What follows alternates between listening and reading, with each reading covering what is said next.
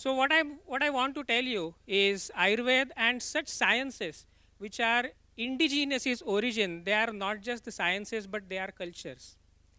Now this is something different. How can be what we can say science become a culture? Can law become a culture? Can physics become a culture? But I would say that Ayurveda is our culture. To explain this more, I would like to ask you, what do you mean by culture? A set of established practices followed by years? Yes. If I want to give you more detailed example, I'll just shout a phrase. You have to give your reflex response. If I say Ganpati Bappa, what will you say? Moria. Now, this is our culture. Nobody will tell us that why to shout Moria. It is in our blood that we have to shout Moria when somebody calls out Ganpati Bappa. Now, how a science can be imbibed as a culture, this is one of the interesting parts. If Ayurveda or any such indigenous sciences, if we speak about, their origin lies in Vedas. Ayurveda itself is involved or evolved from Atharva Veda, and it contains a lot of references of not just different medicines, but different treatments which were conducted at that point of time. There is a story of Ashwini Kumar who treated a queen Vishpala whose limb was cut in a battle, and they implanted an artificial implant made of some metals in her. This story is there, and many such stories are there. Basically, a person may think that these stories are not just reality, they are just myths, they are mythology. Or some atheists may think that these are not reality. But even if to imagine, there has to be something which is really happening on the ground. So even if for a second we think that these are mythological stories, there was something actually present so that rest of the things could have been imagined by the people who wrote these Vedas and Samhitas. So we had, it is a history that we had our own developed healthcare system, and that is why the Ayurveda is what we can say, it is one of the oldest, or rather the oldest healthcare system which is still being practiced in today's era. And it is not just the system for humans, but there were different treatises, different classical texts, not just for humans, but also for horses in the name of Ashvayurveda. There were treatises for elephants named as Hastyayurveda. There were texts which related to the treatments of diseases of different plants under the name of Vrukshayurveda. During the time of colonization, all these things are actually lost by us, but whatever is remaining today is also in great amounts, and we can still develop that. Now, how it became a culture, it is important to know. This knowledge was passed on from generation to generations, and there is one interesting story, and that story is actually quoted in the textbooks of modern surgery also. It is about one operative that was done by an indigenous doctor during the Anglo-Mysore War, fought between the British East India Company and the soldiers of Tipu Sultan. In 1792, the Tipu's soldiers captured a cart driver of British East India Company, and as a custom over there, they cut his nose, they cut his one hand. The person was roaming for 1 year, and ultimately he came to this very city, Pune, where a local doctor, a local Ayurveda practitioner, what he did is he took out a flap of skin from his forehead and he reconstructed the nose very successfully. And this was witnessed by 2 of the British doctors who were along with their soldier. They saw the procedure, they documented it, and they published it in 1794 in the magazine called as Gentleman Magazines in London, where they actually described the procedure. And at that time, point of time also, the European doctors were trying to perform the reconstruction surgeries, but this type of surgery was not practiced by them. He did the surgery exactly as told by the Sushruta some 2000 years before. And that is why the Sushruta is still today considered as an ancient father of modern plastic surgery, ancient father of plastic surgery. If you go to the Australian School of Surgeons, there is a statue of Sushruta, and the citation is given to them, to Sushruta. So As Ayurveda was the only healthcare science available at that point of time, it was practiced throughout India and in Indian subcontinents. We know that India is a very diverse country. In different regions, different languages are spoken, the beliefs are different, the thought processes are different, the festivals are different. But as it was the only healthcare science available, it was practiced by all. Let me explain you with an example. In the month of January, at different parts of India, different festivals are celebrated. Like in Maharashtra, we celebrate Makar Sankranti. In Gujarat, Uttarayan is celebrated. In Assam, Bihu is celebrated. In the northern states, Lohri is celebrated. In southern part of India, Pongal is celebrated. Now, the festivals are different. The way of performing rituals is different. But if you look at the delicacies which are prepared particularly for celebrating these festivals, you will find that it contains jaggery, it contains sugar, it contains ghee, it contains lot of dry fruits and other items.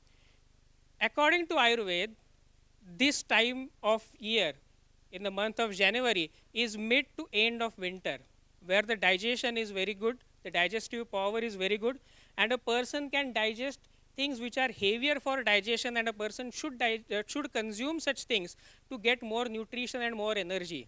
So, even though across India the names of the festivals and the way in which they are celebrated may be different, but there is a common line which is scientific based on Ayurveda principles. The way in which or the delicacies which we eat are made from common ingredients. Now, if we look at 6 months after this January, 6 or 7 months, there is Chaturmas. From roughly around from July to August, that is if we consider Indian calendar, from Shravan to Kartik, Chaturmas is followed. And Chaturmas is the rainy season. All across India, what you will see is there is lot of fasting done. If you have grandparents or old elderly people in your family, you will see that they are eating only for one time. They are eating less food. They are giving, they are restricting the outside food, and it is followed. It is a ritual to follow this thing. Now, what Ayurveda says that it is rainy season. The water is fresh. It may get contaminated. There is high chance of getting disease or falling ill. If you consider the general practitioners which are give symptomatic treatment, they consider rainy season as their season to have a lot of patients. So, in that particular season, Ayurveda says that don't eat much more food, eat less, eat whatever is available in less quantity, or do fasting like that. So, in this way, in one way or other, every community in our country has adopted Ayurvedic principles, and they have made it part of our culture. That is why I say that Ayurveda is culture and it runs through our blood. So, what is expected out of us or out of our younger generations is to understand the way of celebrations that is there in our culture in a scientific way and follow that. If we look at the today's scenario, we celebrate many more things. Like for 31st December, we celebrate New Year's Eve, we celebrate the New Year. But what we do at that time, it is also winter season. A lot of people are engaged in having soft drinks, ice creams and whatnot. But will it be healthy? No. The next day you wake up, you wake up with acidity, you wake up with some indigestion like that. So the way of thinking and way of celebrating, we can celebrate new things, but it has to be in a healthier way. And for that purpose, Ayurveda is very well inculcated. So we need to follow that. And while living the modern lifestyles, we also need to understand the healthier way to celebrate the festivals and to celebrate some rituals. Now, this is about the physical health. If we understand the scientific basis of celebrating, we can understand and we can celebrate it in better way. But Ayurveda also has something to offer for the health, for the psychological health. Now, in today's scenario, if we consider, then the earnings of the people is good. Husband and wife both are earning in 6 digit. The lot of things are available. Even we can say that the world is on our palm tops. That is why we can order anything from any corner of the world by sitting on the sofa in our drawing room. But are we really satisfied? The answer may be scary if you retrospectively think about yourself. Are we really satisfied with all the riches that is coming to us, all the financial stability that is coming to us? And that is where, even though we have all the material things, our psychology is not that stable. In newspapers, in news channels, we read, we watch that young students drive recklessly. The sons or the daughters of the big shots, they drive recklessly, they do accidents. We also uh, we also come across the news that some student, a school-going children, a school-going boy, carries a gun to the school. He shoots at his friend for no reason or for some tiny reason. So where is our psychological health is going? What Ayurveda says in it, Ayurveda has told two small things. One is called as Sadvrutta and other is called as Achar Rasayan. These are nothing but simple rules of how to behave, how to be a good part of society. If you read those rules, you may sound that ये तो हम रोज सुनते हैं, ये कोई सारे motivational speakers हमें यही बताते हैं. But though they look simple, it is very difficult to practice those. And if we practice those, we can be a good part. I mean, we can be satisfied from within, and we can be satisfied from within, and we can have the peace of mind. Now, on the top of it, there is another science which is equally indigenous and more popular than Ayurveda, that is yoga. If we amalgamate this thing with yoga, then deeper mental stability can be achieved. Those who can practice yoga, those who can become masters of yoga, they have that much stability that their decision making will not be affected by even in current situations. And if we look at the atmosphere, if we look at the scenario in today's corporate world, then there is mind gaming by the HR, by the boss, by the colleagues. There is increased stress. There is cutthroat competition because jobs are less, job seekers are more. So in such scenario, if you have a good physique, that is good physical health, and also a stable mind, the probability of becoming successful will always increase. And more number of such successful or more number of such stable people in society, the society will also be healthy, the society will also be good. And such incidences where a student is carrying gun and shooting at his friends will be reduced. This is what I think. It is also very well known that stress increases or stress disturbs the hormonal levels. And with decreased stress, with more peace of mind, we can also have the good physical health. And for that purpose, role of yoga is very, very important. There was a good movie. I hope you must have heard of it, have watched it. It's named as A Beautiful Mind. It's based on the Nobel laureate Professor John Nash. And in that movie, there is one very good dialogue, one good quote by Professor John Nash when he discovers the theory of equilibrium. He says that the best results would come when everybody in the group will perform what is best for him and for the group.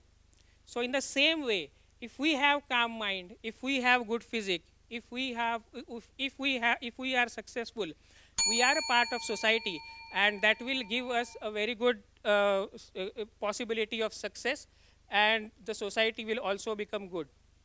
Now, what we understand is there are people, especially the youngsters, who are enthusiastic about organic foods, organic vegetables.